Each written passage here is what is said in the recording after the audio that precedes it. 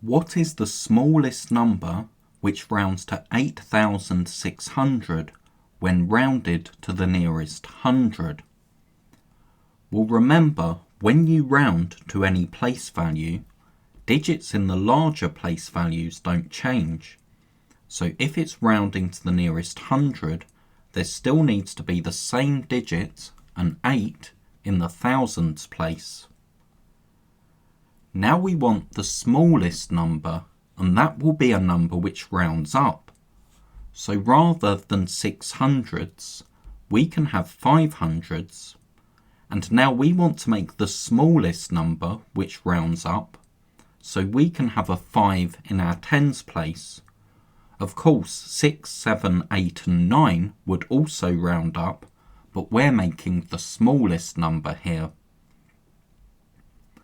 And we want 0 in our units because units don't affect rounding to the nearest hundred, and we want the smallest number possible. So this rounds to 8,600 because if we find the hundreds place and look across to the tens, we can see that we're rounding up.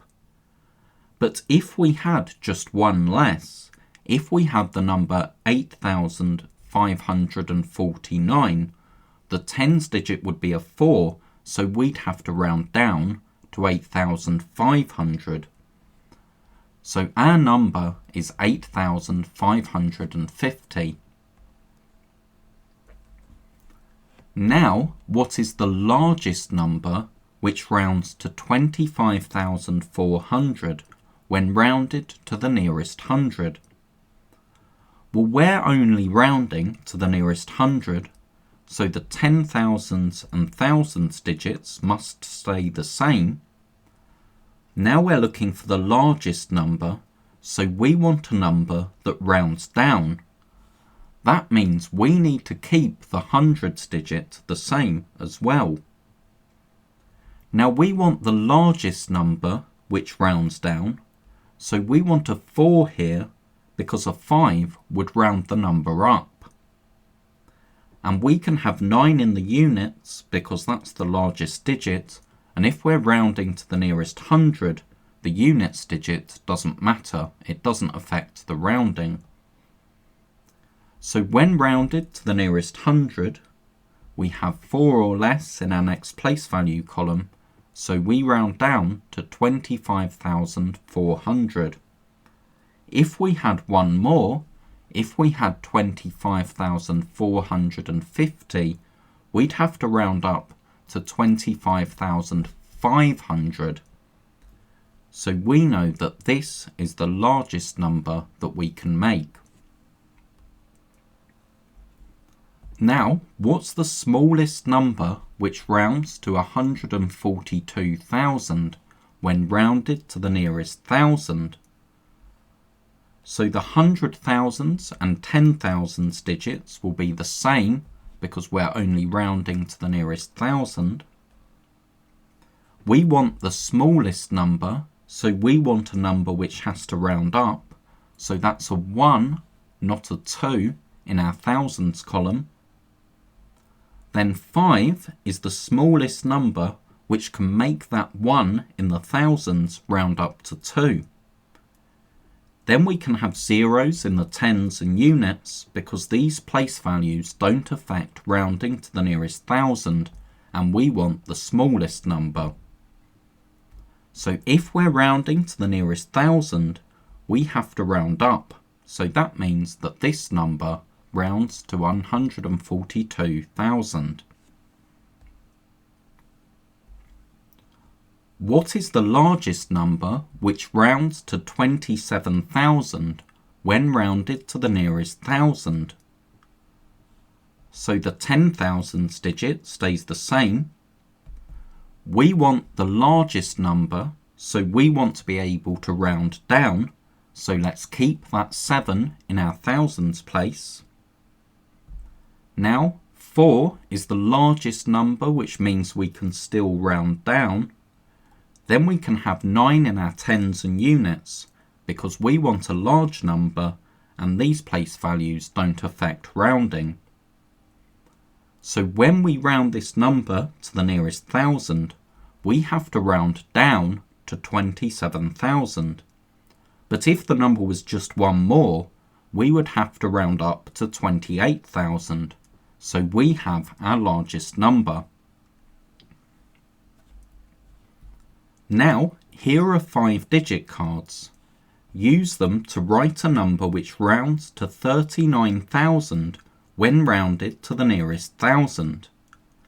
Because they're digit cards, we can only use each digit once. If it's rounding to the nearest 1,000, the 10,000th digit must stay the same, so the first digit must be a 3. We're rounding to 39,000, but we don't have a 9, so we have to use our 8 and then make sure we have a number which rounds up. If we had 4 or 1 next, we'd have a number which rounds down to 38,000 rather than up to 39,000, so we need our 5 next. Then we have 4 and 1 left, but as the tens and units don't affect rounding to the nearest 1,000, we can actually make 2 different numbers which both round to 39,000. So now, using these digit cards, write a number which rounds to 54,900 when rounded to the nearest 100. Well, if we're rounding to the nearest 100, the 10,000 and thousands digits will stay the same. So our first digits must be 5 and then 4.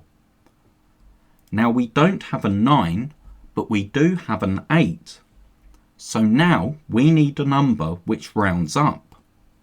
We have a 6 and a 1 left, but because we need a number which rounds up, we need our 6 next, so that the number rounds up, and then our 1. So our number is 54,861. Now, here are 6-digit cards. Use them to write the smallest number which rounds to 550,000 when rounded to the nearest 10,000.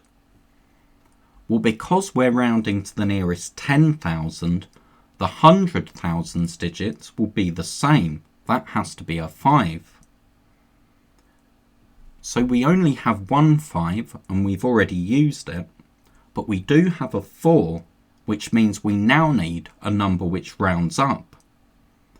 So we have 3, 2, 1 and 9 still to use, but only the 9 will make that number round up to 550,000.